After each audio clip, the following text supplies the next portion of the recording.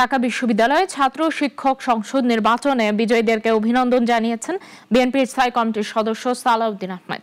তিনি বলেন, এটা গণতন্ত্রের রীতি, তবে বহুদিন পর নির্বাচন হওয়ায় কিছু ত্রুটি বিচ্যুতি রয়েছে বলেও অভিযোগ তার। বিস্তারিত রাশিদুল কাদিরের রিপোর্টে। সংগঠনের ব্যানারে নির্বাচনে অংশ নেয়নি বাংলাদেশ ইসলামী ছাত্র শিবির। ঐক্যবদ্ধ শিক্ষার্থী জোট সেখানে জয়লাভ করেছে, মন্তব্য করেছেন বিএনপির সিনিয়র নেতা সালাউদ্দিন আহমেদ। আমার জানা মতে বাংলাদেশ ইসলামী ছাত্র শিবির ডাকসু নির্বাচনে অংশগ্রহণ করেনি। এই নামে এই ব্যানারে কোনো প্যানেল প্রদান করা হয়েছে কি না। জাতীয়তাবাদী মহিলা দলের ৪৭তম প্রতিষ্ঠাবার্ষিকী উপলক্ষে রাজধানীর ডিপ্লোমা ইঞ্জিনিয়ার্স ইনস্টিটিউট মিলনায়তনে আলোচনা সভায় অংশ নিয়ে বিএনপির এ নেতা এসব কথা বলেন।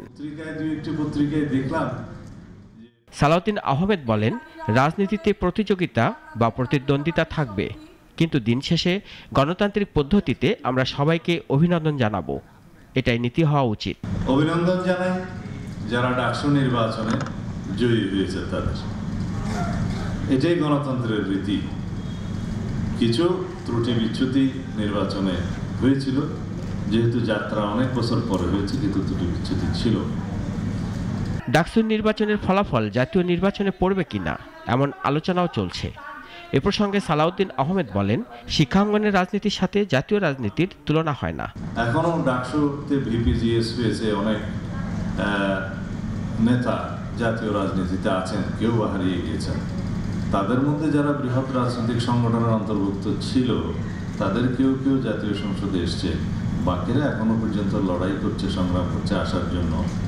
আমি কারণ নিয়ে বলাটা ঠিক হবে না, আমি তাদের উজ্জ্বল ভবিষ্যৎ কামনা করি, কিন্তু এখনো পর্যন্ত কামিয়াব হয় নাই।